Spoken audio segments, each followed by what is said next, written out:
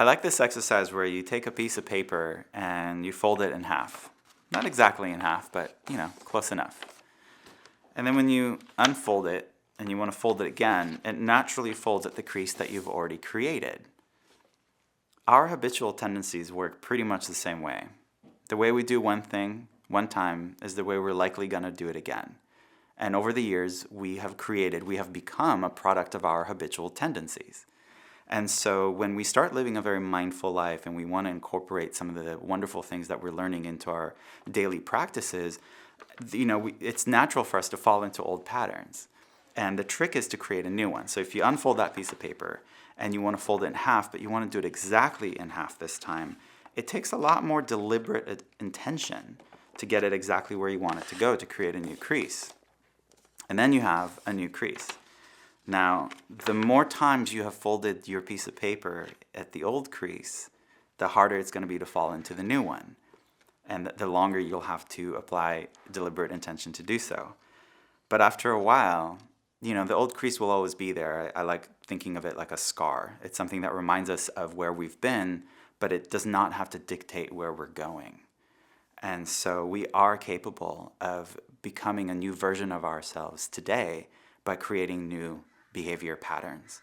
And that's the real invitation here, is to go beyond believing that something is a good idea to actually changing our behavior, to being the change we want to see in the world.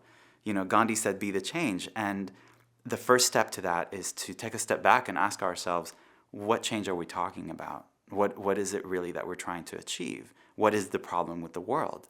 Well, in Zen monasteries, every morning they chant, greed, hatred, and ignorance rise endlessly. I vow to abandon them. And so greed, hatred, and ignorance are perhaps a good first place to start, is to catch ourselves every time we act out of greed or hatred or ignorance and pause, just like we did with a piece of paper, and go, how would I prefer to behave in this scenario? And then again, it takes more deliberate intention to get there, but it is very, very possible for us to create new habitual tendencies.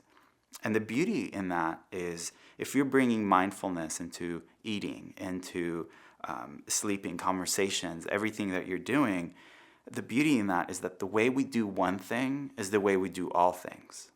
And so if you habitually rush through life, through your work, through your conversations, through eating, if you're just eating, standing up, you're not giving that much attention, you're likely to do that with the conversation with your kid at the end of the night, or with a coworker, or through something that actually takes some time to absorb. You're going to speed read.